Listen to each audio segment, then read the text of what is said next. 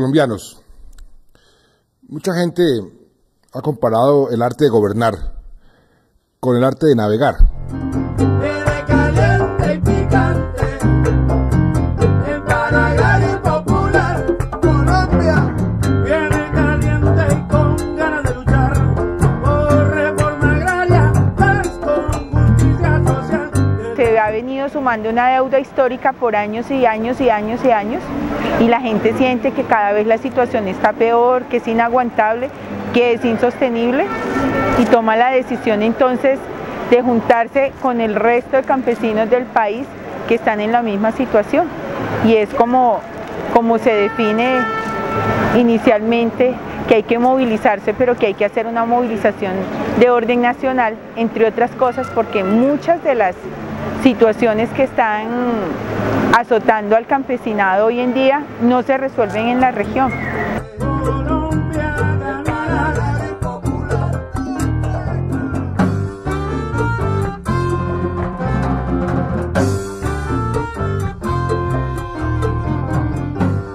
Escuchamos cuáles han sido sus problemas, cuáles son sus reclamos. Hay un equipo de gobierno que lleva más de 80 horas dialogando con los paperos, con los cebolleros, con los lecheros, en primera instancia de Boyacá, y por una decisión que yo tomé, se unieron los de Cundinamarca y nosotros los trajimos a los de Nariño para que todos estuvieran en una misma mesa. Todos los sectores sociales que estamos en este paro nacional hemos estado dispuestos al diálogo y a llegar a acuerdos, sin tener ninguna respuesta clara del gobierno del presidente Santos. Con los sectores que estamos en la coordinación no han establecido hasta ahora ni un contacto para dialogar. Por ello, el paro se mantiene y sigue creciendo. Realmente no entiendo cómo no hemos llegado, porque estábamos prácticamente de acuerdo, no en uno, sino en varios puntos. Las exigencias que hemos hecho al gobierno nacional desde el pasado 8 de agosto siguen sin respuesta.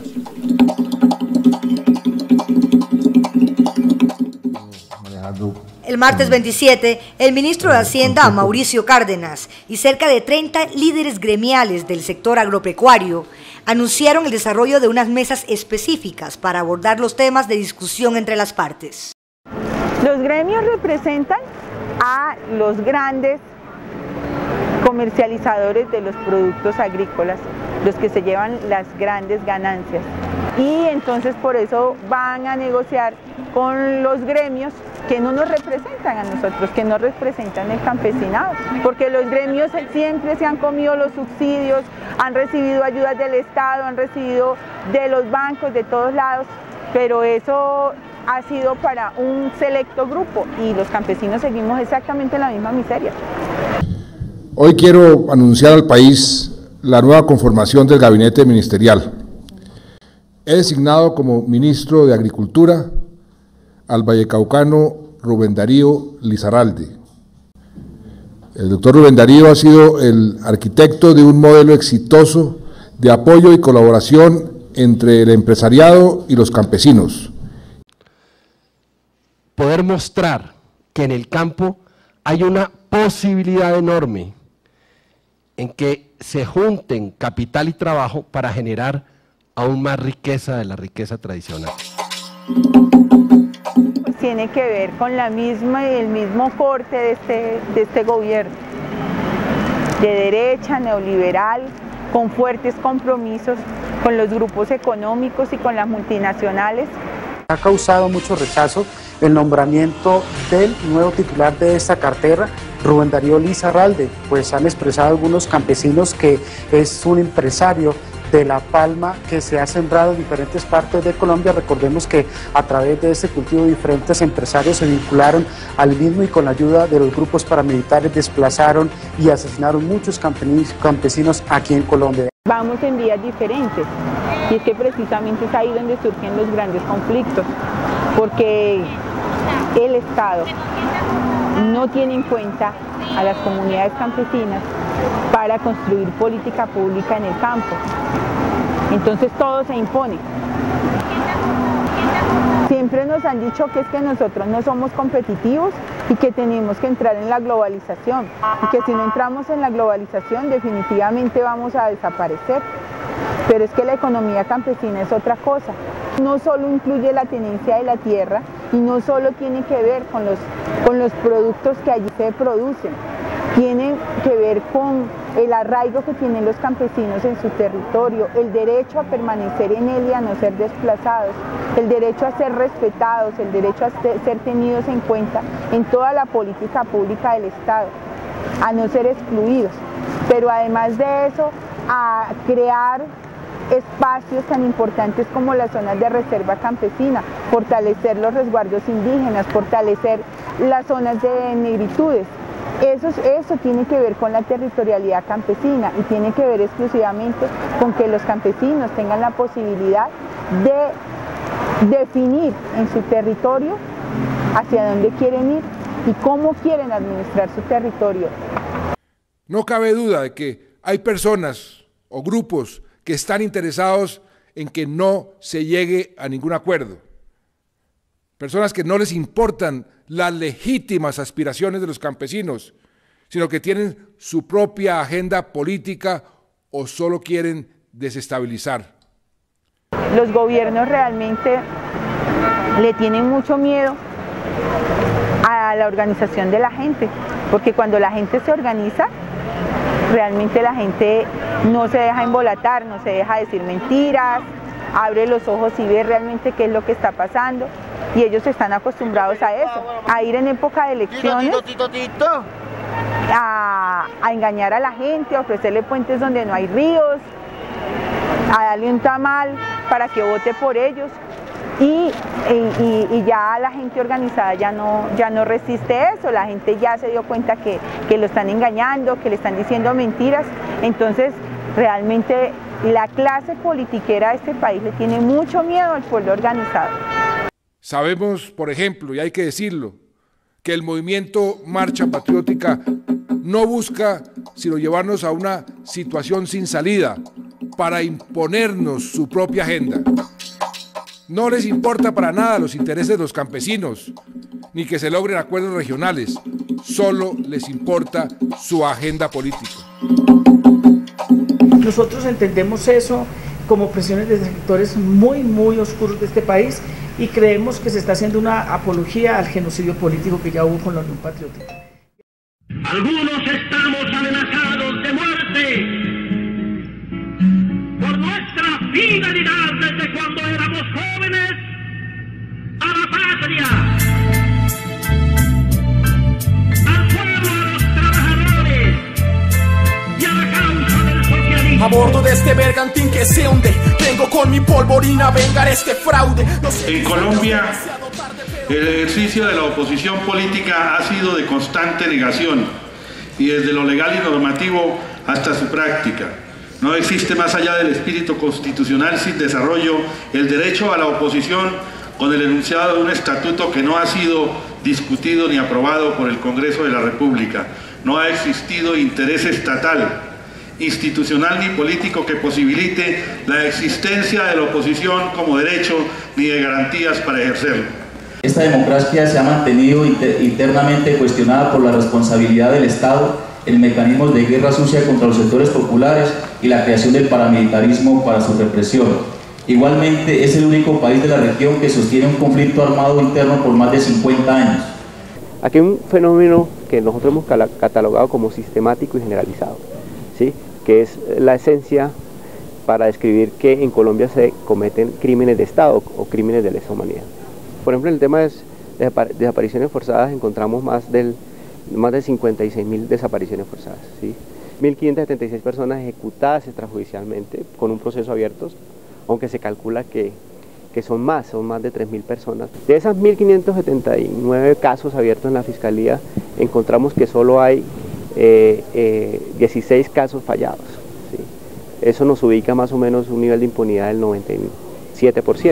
Encontramos que el movimiento social, no solo el movimiento campesino, el movimiento social en general, aquí lo han acabado a plomo, lo han acabado con el aparato judicial que desgraciadamente está al servicio del régimen para acallar la protesta social, para acabar con la dirigencia social. Lo han acabado con la estigmatización, con los medios que se han prestado también para esto, que los tienen a su servicio. Ante la discusión politizada de derechos humanos, hoy se aplica una práctica perversa, violencia pasiva implementada a través de algunos medios de comunicación que crean y fabrican culpas, defectos y estigmas inexistentes. No hay garantías al derecho de rectificación y réplica y tampoco hay juez que se sienta con garantías para fallar en contra de esos medios que obedecen a los intereses de unas élites económicas que son las mismas que subsidian y sostienen al régimen y al establecimiento. Aquí tenemos mecanismos legales, ¿sí?, de reprimir la protesta social, pero también mecanismos extralegales o paralegales. Hoy encontramos la Ley de Seguridad Ciudadana, que es un mecanismo, si se quiere, que ha venido criminalizando la protesta social. Se calcula que, producto de estas últimas movilizaciones en el país a raíz del paro agrario que protagonizaron nuestros campesinos y campesinas, se calcula que fueron judicializados o fueron detenidos administrativamente más de 590 personas, de las cuales hoy más de 90 personas se encuentran judicializadas. La gente tiene hoy menos posibilidades de exigir sus derechos en la medida en que son reprimidos. O sea, si usted va a ser reprimido, pues no exige derechos, ¿sí? Y es el común denominador en la idea de generar una especie de matriz que le diga a la gente, mire, si usted se mete a protestar o si se mete a una organización social puede ser amenazado. En el año 2002, 2003, 2004, lo que se determinó es que el 80% de la dirigencia social de Arauca estuvo judicializada en ese momento. Y nosotros como asociación campesina estuvimos judicializados, toda la junta directiva. Al final se determinó que no teníamos responsabilidad, pero sí nos abortaron parte del proceso, nos mandaron a la cárcel más de un año, nos desbarataron el proyecto, nos hicieron muchísimo daño. Y eso no lo han hecho solo con nosotros, esa es una política de Estado que se ha venido aplicando y que se sigue aplicando. La Fiscalía General de la Nación confirmó la captura del líder sindical y promotor del paro agrario Uber de Jesús Ballesteros, a quien se le acusa de los delitos de rebelión y financiación de grupos terroristas. Las autoridades están diciendo que esta captura no tiene nada que ver con el paro agrario. Como un dirigente nacional pero que representa intereses locales, intereses regionales, fue judicializado, ¿sí? Fue judicializado en el marco de una protesta nacional, ¿sí? En el marco de una protesta nacional que protagonizaba el movimiento social y el movimiento campesino. Entonces, Uber jugaba un papel importante en el liderazgo y la conducción de este proceso, ¿sí?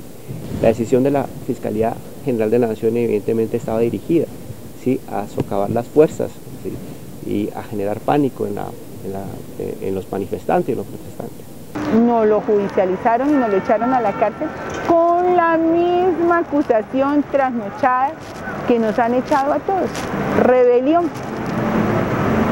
Y entonces yo alguna vez que daba una declaración para un medio internacional decía, pues si ser rebelde es luchar por los derechos de los campesinos, como lo he hecho toda la vida, porque mi vida y la de todos los dirigentes campesinos ha sido pública, transparente. Nosotros no tenemos nada que esconder, no tenemos cuentas en Suiza, no tenemos nada de eso. Y sin embargo, yo decía, pero si eso es ser rebelde, pues yo soy rebelde porque ¿qué más hacemos? Es el mismo mecanismo que han utilizado en otras protestas parecidas, por ejemplo en el caso del Catatumbo, ¿no? El mecanismo de presión era señalar a dirigentes sociales, como el caso de César Jerez, que en un momento determinado fue falsamente imputado por el Estado colombiano de pertenecer a organizaciones insurgentes. Aunque nos ufanemos de tener la democracia más antigua de América Latina, tal vez esta democracia ha sido más asesina que todas las dictaduras del Cono Sur. ¿Por qué? Porque ha sido capaz de eliminar cualquier asomo de esperanza del pueblo colombiano de cambiar la situación en el país. Asesinaron a Jorge Eliezer Gaitán porque posiblemente, si hubiese seguido como iba a ser presidente de este país. Y tenía unas propuestas que para su época eran revolucionarias, y era un liberal, pero no convenía a la clase rancia de este país y lo asesinaron, y de ahí en adelante podemos contar cuántos candidatos a la presidencia asesinados. La muerte de Gaitán inicia un nuevo ciclo de violencia que es la que se pone presente en el día de hoy. Esa violencia que se nos ha presentado como solo liberal conservadora tenía un sustrato económico claro, y es que después de cada periodo de violencia el mapa de tenencia de la tierra cambiaba. En Colombia no ha habido reforma agraria, pero ha habido varias reestructuraciones violentas de la tierra. A partir del Frente Nacional se llega como un tope superior de hermetismo, a una democradura, dirán algunos, a una figura bastante atípica en términos de lo que podría ser incluso la democracia liberal burguesa, donde se le otorga el poder a los partidos, y a contracara se ofrece violencia a todo aquel que se sale de este bipartidismo. Violencia para los movimientos campesinos que terminan engendrando los movimientos armados como la FARC y el ELN, violencia para los movimientos sociales que no van a tener participación expresa, y violencia para los movimientos políticos y fraude para los movimientos políticos. Recordemos el 19 de abril del 70, pero también violencia sistemática contra la UNO y el caso aberrante de la Unión Patriótica. En primer lugar, quiero reiterar lo que ya hicimos en el Foro Agrario, que es el compromiso total del Partido Liberal con la búsqueda de una solución política al conflicto armado en Colombia. Una declaración que tiene una trascendencia política importante por varias razones. En primer lugar, porque supone el reconocimiento de un grado de legitimidad política de los actores que han participado en el conflicto armado. Y segundo, porque supone también el apoyo del partido de la rectificación del inmenso error que se cometió desde la voz oficial en Colombia de desconocer la existencia de un conflicto armado interno en Colombia. En el punto de reconocer los errores históricos que se han cometido, ¿el Partido Liberal considera de alguna manera un reconocimiento sobre el proceso histórico que vivió Colombia con el Frente Nacional, en el que se excluyó precisamente también actores políticos? Yo creo que básicamente cuando me refería a los errores históricos lo hacía al error de haber negado la existencia del conflicto armado, pero evidentemente también hay que reconocer que ha habido digamos, razones sociales y razones políticas que han hecho que Colombia tenga una situación particular y que eventualmente de alguna manera haya que superar esas condiciones si queremos construir la paz. El proceso de paz de Belisario Betancur fue en verdad 3 procesos de paz, con la FARC en la Uribe, con el M-19 en Corinto, Cauca, y con el EPL en Bogotá. ¿Cómo se falló entonces en esos procesos de paz anteriores para que... Bueno, es que esos procesos no llegaron nunca a un acuerdo. Y cuando llegaron a acuerdos parciales, como en la década de los 80, eso terminó muy mal. El proceso del M-19 terminó con grandes dirigentes de partido, gobernadores, senadores, alcaldes, el hoy alcalde de Bogotá también. Recordemos que acá fue asesinado Oscar William Calvo, vocero del EPL. Recordemos que Iván Marino Ospina y Carlos Pizarro León Gómez, el mismo día que firmaban el acuerdo de paz con el gobierno, fueron emboscados, entre comillas, accidentalmente por una patrulla militar. Y cómo no recordar que Jacobo Arenas no pudo ser candidato presidencial por la Unión Patriótica porque había un plan de inminente muerte para cuando Jacobo Arenas venía a Bogotá. En este caso particular de La Habana estamos en un punto crucial, determinante, que es el que se ha llamado la participación política. Nosotros abordamos eso desde la concepción de la reforma política. Esencialmente ellos no han expresado voluntad de meterse a 2 aspectos cruciales en la solución del conflicto en Colombia, que es el tema de la concepción del Estado de enfrentar a su enemigo interno, tal y como está definido en las doctrinas militares que están en los manuales que le llegan a las Fuerzas Armadas desde los Estados Unidos. Esa doctrina establece que las Fuerzas Armadas deben prepararse para enfrentar a un enemigo interno, que no es ni siquiera la guerrilla, es su propio pueblo. El enemigo es el pueblo la nación, el Estado es uno solo, todos unidos contra el enemigo externo, el enemigo del comunismo. Y en esa mentalidad se prepararon las Fuerzas Armadas y en esa mentalidad se estructuró el Estado y las instituciones y la cultura política. Entonces uno se da cuenta que si hay algo central el tema de las garantías, ¿sí? Tiene que ver con el desmonte del militarismo, digamos, del militarismo que hoy, si se quiere, se ha convertido como en la cuarta rama del poder público, ¿sí?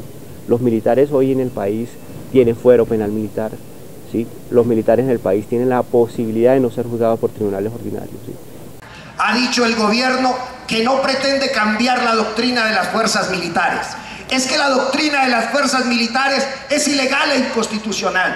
La doctrina de las fuerzas militares es anticomunista, es antiindígena, es antinegro, es antipobre, es anticivil, es homofóbica y es machista. Esa doctrina tiene que ser cambiada. Lo que uno ve es que aquí no se quiere dejar que la gente que tiene diversidad y opuestas ideas a las de los gobiernos tradicionales puedan acceder porque les cierran las puertas.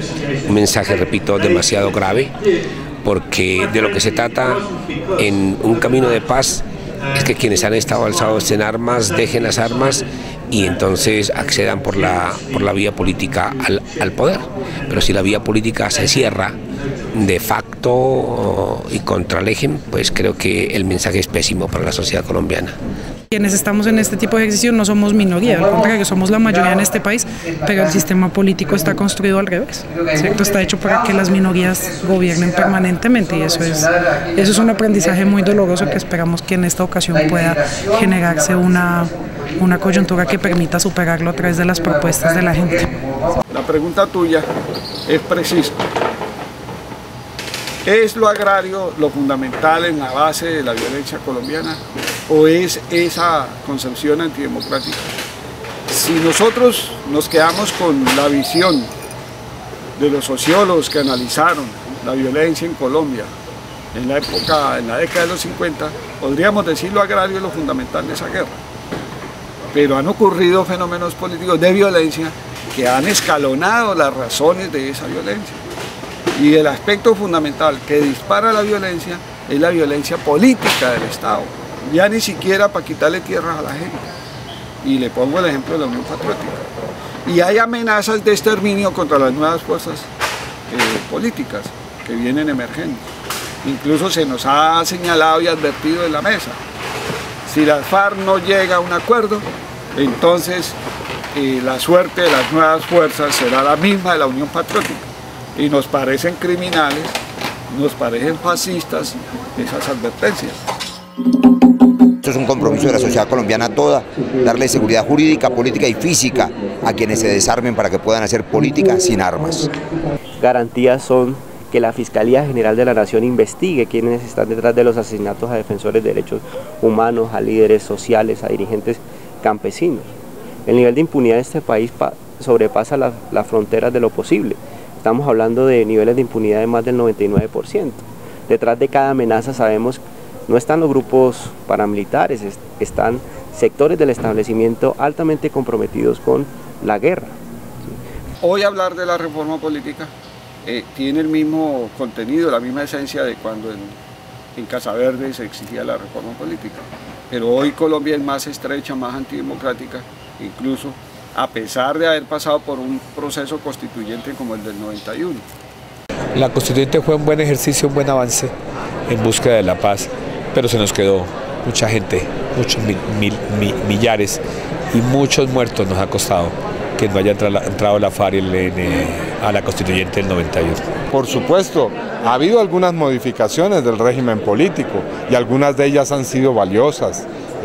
algunas contenidas en la Constitución del 91, pero se han mostrado claramente insuficientes. El Congreso de la República es una institución profundamente ilegítima, el Poder Ejecutivo tiene superpoderes, el Poder Judicial no hace eficazmente su labor.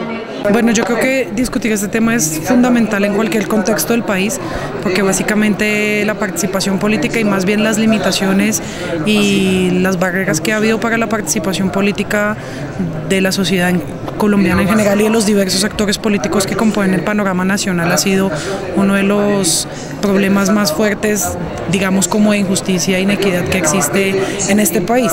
El principal mecanismo de participación democrática en Colombia es el voto, el cual ha sido fuertemente agraviado a través de su plantación, del constreñimiento y la compra del mismo por parte de organizaciones inescrupulosas que en la búsqueda de espacios de poder para la defensa de sus intereses individuales se alejan del bien común y estructuran verdaderas empresas electorales para comercializar las necesidades de los electores. La abstención en las últimas elecciones a Congreso fue del 56%. Esto quiere decir que los 29 millones de personas habilitadas para votar, solo 13 lo hicieron. Si a esto le restamos los 2.600.000 votos entre anulados y no marcados, la abstención se sube al 65%.